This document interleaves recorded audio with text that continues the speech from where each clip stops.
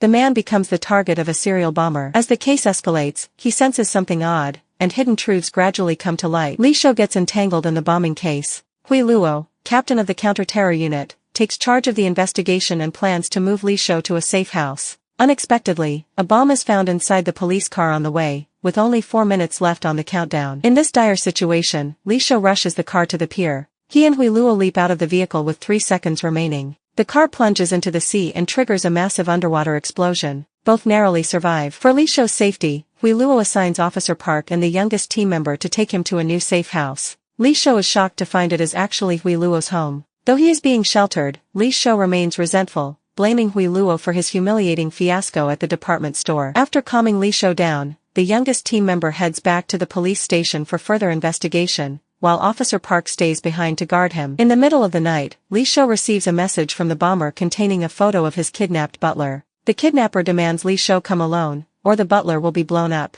Li Shou tries calling the butler, only to find his line unreachable. Determined to rescue the butler, whom he regards as family, Li Shou arranges his bed to look occupied, hides behind the door, steals Officer Park's car key when he is off guard, and slips away. The next morning, Officer Park notices Li Shou is gone. Upon receiving the report, Hui Luo orders the youngest team member to trace Li Shou's location and chases after him on a motorcycle. Tracking the license plate, the youngest team member pinpoints Li Shou at his family's old villa, and Hui Luo speeds toward the site. Inside the villa, Li Shou is surprised to meet Zhang, an assistant director from a production crew. Zhang explains the bomber has kidnapped his mother and forced him to film Li Shou's death. Li Shou and Zhang go deeper into the villa together. While Li Shou searches for the butler, Zhang gets an order from the bomber to turn on his camera, which reveals a bomb in the hall with less than 1 minute on its timer. Panicked, Li Shou drags Zhang into another room, lifts the carpet, and accesses a built-in fallout shelter with his fingerprint. The two take cover inside. Strangely, no detonation occurs when the time runs out. Cameras inside the shelter show the hall bomb is a fake. Just as Li Shou assumes the bomber is playing tricks, Zhang, who is filming randomly, spots a second bomb with a 30-second countdown. Hui Luo arrives by motorcycle right then.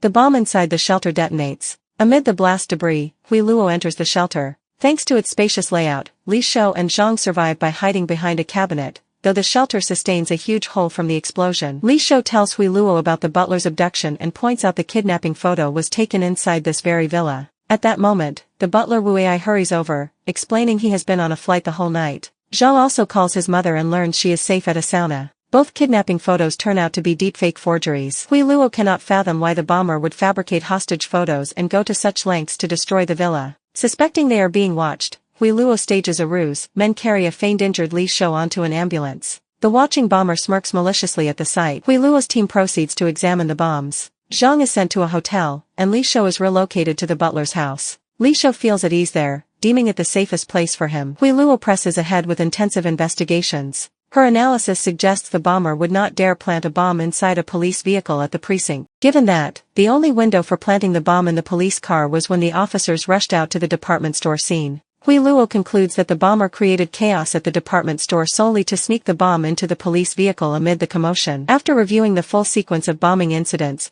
Hui Luo is convinced the bomber's carefully laid traps were designed to force Li Shou to flee into the villa in panic. Yet a puzzle remains. 3 explosions have occurred, but not a single person has been hurt. Not even Li Shou himself. Hui Luo begins to suspect killing Li Shou was never the bomber's real objective. The butler is equally confused, wondering why the bomber went to such elaborate lengths. If Li Shou was the target, planting a bomb directly inside his family villa would have been far simpler. Piecing everything together, Li Shou forms a theory. The bomber is actually after the hidden fallout shelter inside the villa. Hui Luo reviews surveillance footage from the department store and notices Assistant Director Zhang glancing deliberately toward the adjacent police car before getting off. Shortly after Zhang leaves, another man creeps up to the vehicle. Records show Zhang has an elder brother. Fingerprint results from the bombs come back, identifying the culprit as a man surnamed Zhang, none other than Zhang's older brother. Hui Luo now confirms the bombings were a joint plot by the 2 Zhang brothers. At that moment, Zhang goes missing from his hotel room. Hui Luo hurries to Li Shou's family villa, the site of the final bomb detonation, only to find Li Shou is already there. Sharpwit, Li Shou has reached much the same deduction, suspecting Zhang smuggled the bombs into the villa under the pretext of filming. Li Shou's theory holds true. Zhang deliberately placed the explosives inside the villa while posing as a crew member.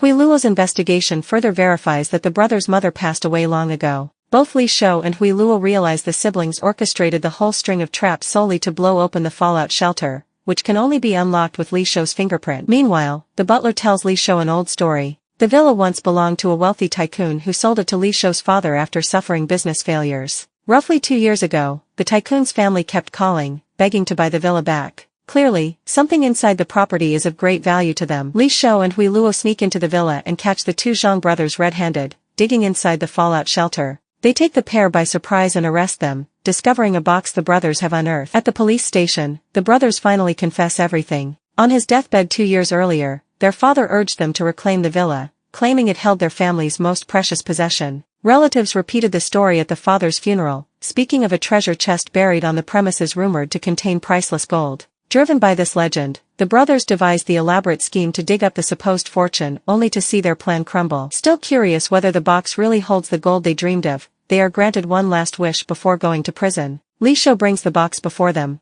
The brothers stare in utter shock at its contents. With the bombing case closed, Li Shou gives an interview to the production crew and cheerfully reveals the box's truth on air. What the Zhang brothers went through so much trouble to find is no treasure at all, but documentary evidence proving their ancestors collaborated with Japan and betrayed their country. Following the brothers' arrest, Li Shou's program goes viral online. It is also time for Hui Luo to depart. Li Shou feels immense relief, glad he will no longer work alongside his harsh former instructor. A week later, the Major Crimes Unit gets a new team lead. To welcome the reportedly easygoing superior, Li Shou arranges a grand, lively reception. When the new leader removes their helmet moments after arriving, Li Shou is stunned. The new team lead is none other than Hui Luo, whom he thought he had seen the last of. As Hui Luo shakes hands with him, Li Shou knows tough days lie ahead.